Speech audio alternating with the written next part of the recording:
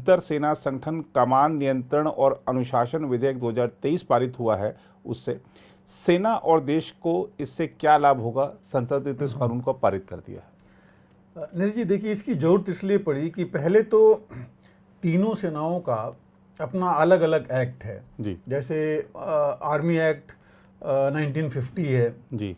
उसके बाद air force act 1950 है जी। और नेवी एक्ट बाद में बना था 1957 में जी।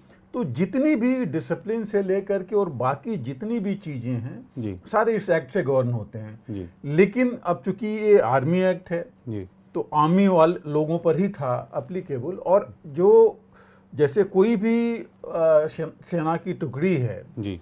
उसका जो भी है, चाहे वो जवान, एनसीओ, जेसीओ ऑफिसर जो भी है, उसके ऊपर कोई चीज अगर डिसिप्लिन रिलेटेड या कमांड एंड कंट्रोल की होती थी जी। तो वो उसका जो कमांडिंग ऑफिसर था वही जो है इनिशिएट कर सकता था जी। ये सब। तो अगर कहीं उसकी पोस्टिंग और हो गई, जी। लेट्स सी एयरफोर्स ऑर्गेनाइजेशन में, आर्मी ऑर्गेनाइजेशन में, जी। तो उसको जो है अगर कोई ऐसी चीज आती थी तो उसको वापस भेजना पड़ता था उसके पेरेंट ऑर्गेनाइजेशन में, या वही वहाँ पर आके डिसिप्लिन प्रॉब्लम है और भी जो भी चीज़ें हैं जी। ये सॉर्ट आउट हो सकती थी। जी। तो वो थोड़ा सा प्रॉब्लम हो रही थी। एक तो समय बहुत लगता था। जी। दूसरी चीज़, सेना में आपने देखा है कि हर एक चीज़ त्वरित होती है, जी।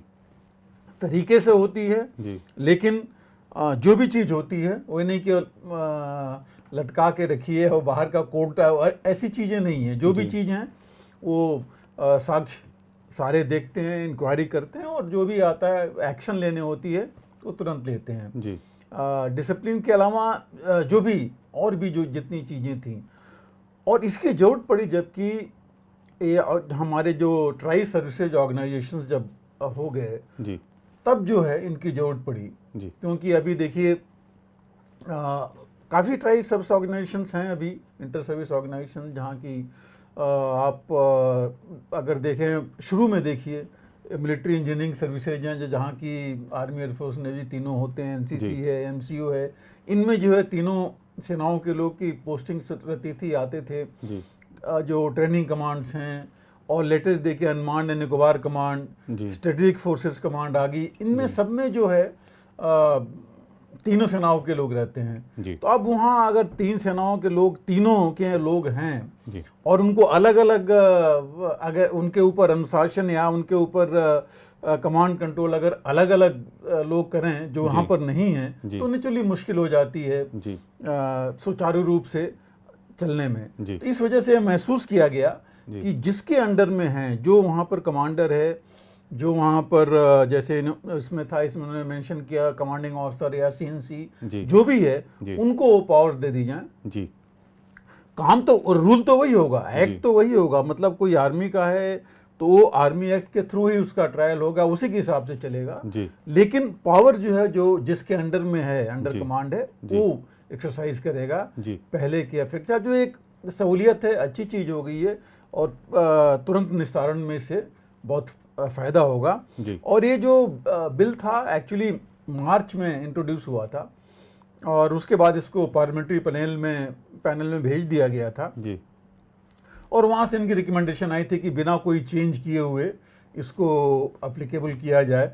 तो इसीलिए बिल जो है इस बार ले आया गया, और इसमें काफ़ी फ़ायदा होगा, समय की बचत होगी, चीज़ें तुरंत जो है उसका निस्तारण हो जाएगा। प्लस उसके अगेंस्ट किसी ने अपील करना है, कुछ करना है, तो फिर नहीं कि बाहर जाते रहेंगे, वहीं पर ये सारी कार्रवाई एक जगह पर हो सकती है जी। तो ये एक चीज़ बहुत सहूलियत वाली चीज़ हो जाएगी सभी के लिए, और क्योंकि ये पावर्स अभी तक नहीं थे जो प्रेजेंट सीओ हैं। और देखिए तो नॉर्मल है कि जिसके अंडर में जो लोग हैं उसके पास पावर होना चाहिए, क्योंकि वो काम करा रहा है, बिल्कुल वो काम ले रहा है और उसी ने चलाना है उस संगठन को जी। तो अगर आप अलग अलग लोगों को लगा देंगे जो कि ये बाकी एडमिनिस्ट्रेशन और उनकी डिसिप्लिन और बाकी चीजें दूसरे देखें, तो ये सुचारू रूप से चलना थोड़ा बिल्कुल मुश्किल था। तो इस वजह से सारी चीजें हुई हैं, और एक अच्छी चीज है।